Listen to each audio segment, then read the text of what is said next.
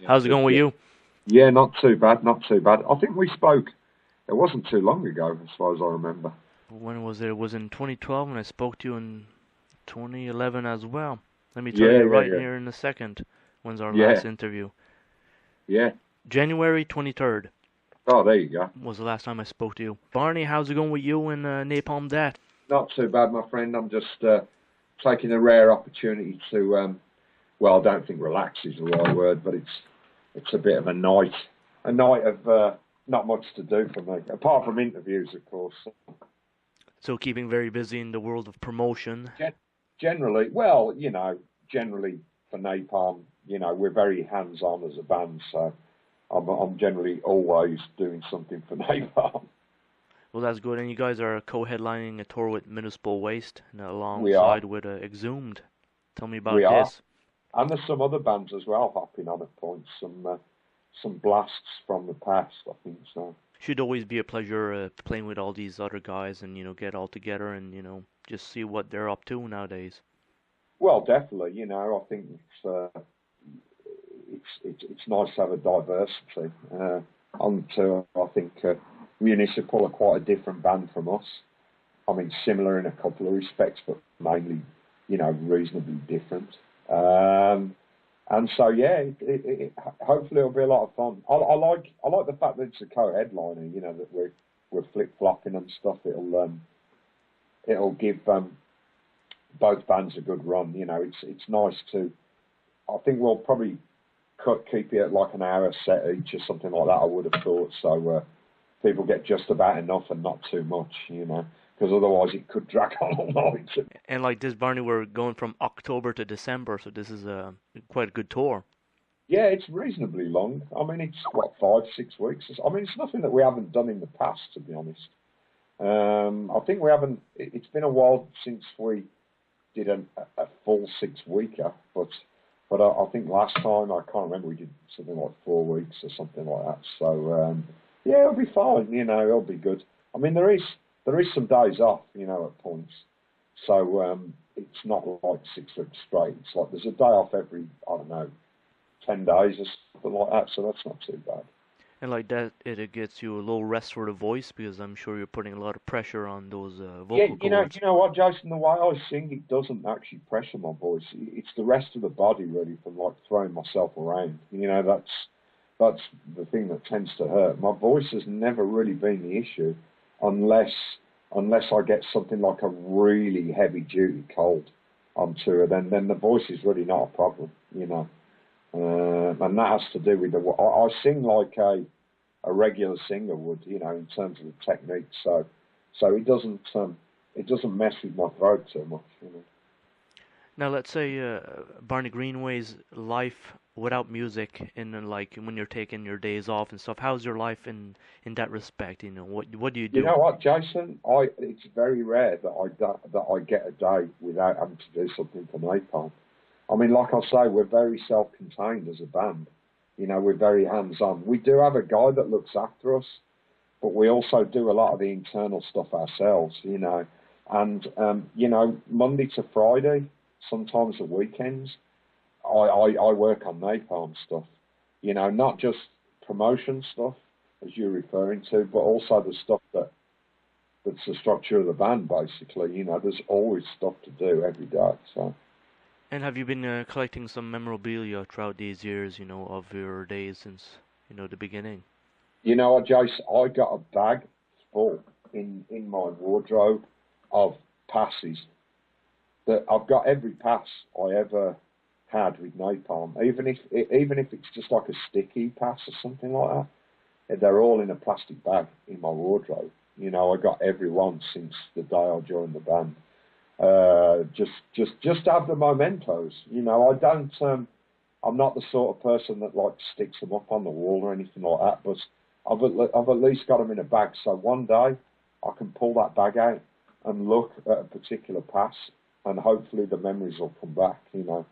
That's what I got them for, is the memories, and to know how good a time it's been in the main.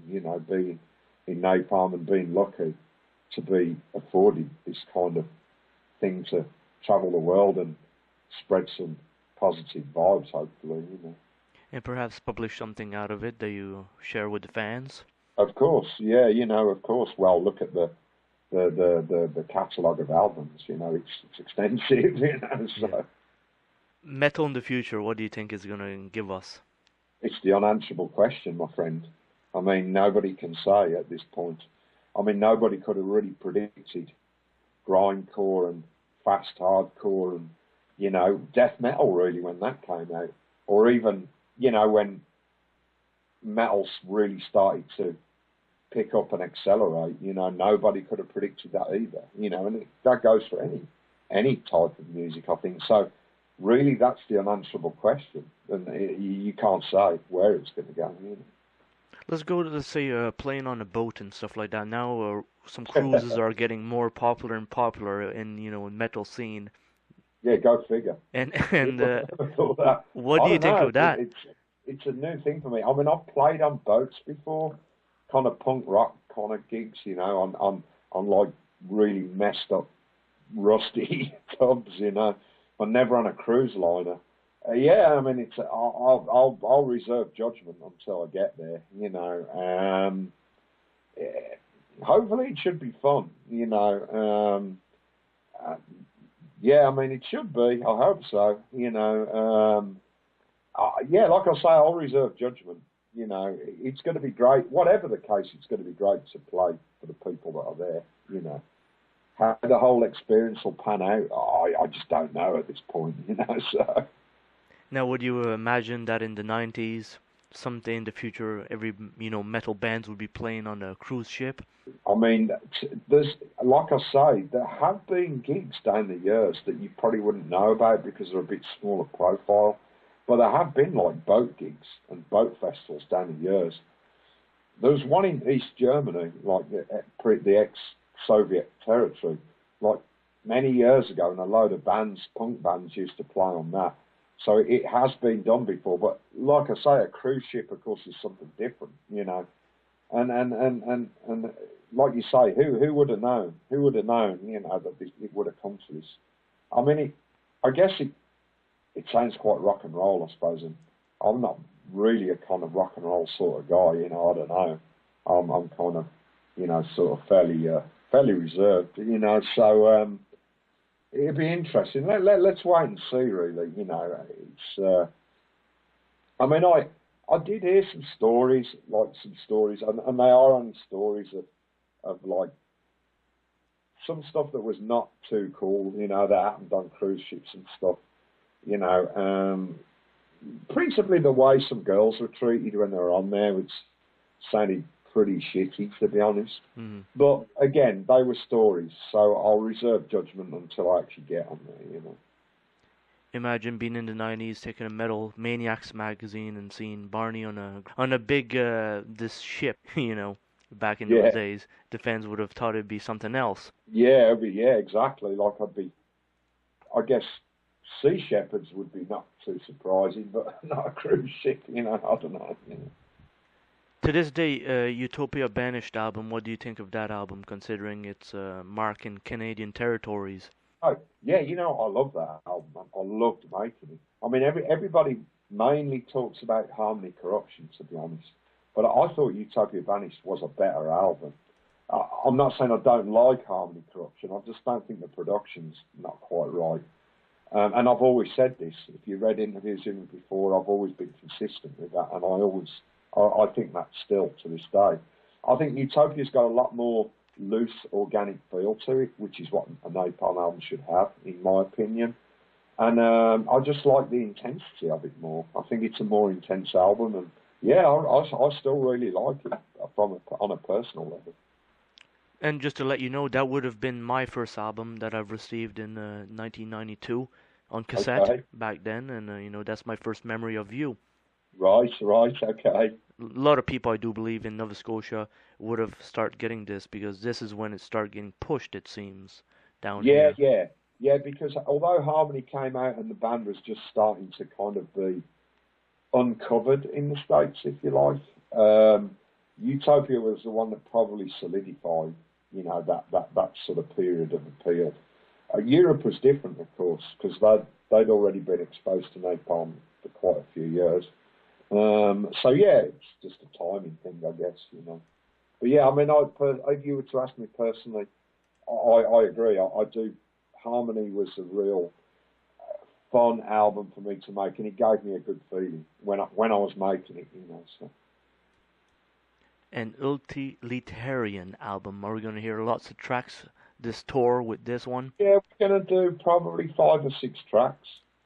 So I think that's a good amount, you know. And then we'll mix that up with some classic stuff through all the eras. And yeah, so hopefully there'll be something for everybody. If you've seen Napalm down the years, you'll notice that, I mean, there's not much that's constructed about Napalm in general, but we do try and construct a set list that we think everybody will take something from it, you know. So. And I'm sure you're aware that the new album is played on Sirius Radio a lot, if you've heard it yet. Well, I haven't heard it on Sirius because obviously I don't get Sirius over here, you know. But I assume that it is. I mean, I know it would get some plays, not so much as other bands probably, but yeah, I heard it's been played a couple of times on Sirius purely from people telling me, just mentioning it in conversation, you know. So. But it's been played. That's something new on me, and thanks for the update, you know. Basically, you're playing until October to December, 6 weeks, so that should be quite fun for you to do. Yeah, definitely. You know, I mean, whenever we play, wherever we play, we always, you know, if you're not enjoying yourself, then you might as well go home, and we'll make sure that we enjoy it, you know. So it should be good. The Municipal Waste guys seem to be quite fun, so there'll be some other people around, you know. Like I say, there's some other bands hopping on at points. So it'll be good, you know. We'll make the very best of it that we can, you know. And I'm sure you met the guys from Exhumed yet. Yeah, I know them from a few years back, you know. So yeah, they're nice people, man, you know, nice guys. So yeah, it's going to be a blast. You know, the Repulsion are on it as well. Band called Attitude Adjustment from back in the day, who we were big fans of. In Canada, actually, the Dayglow Abortions are doing some of the gigs, if you're familiar with that classic Canadian punk hardcore band, you know. So yeah, it'll be good. It's nice and varied. It'll be fun. Well, excellent stuff, Barney. It's been a pleasure talking to you once again. Third interview. Okay, Jason. And hopefully you get a great tour. Thanks, mate. All the best, my friend. All right, you have a good one, and talk to you in the future. Okay, my friend. Take it easy. You too. Bye-bye. Bye-bye.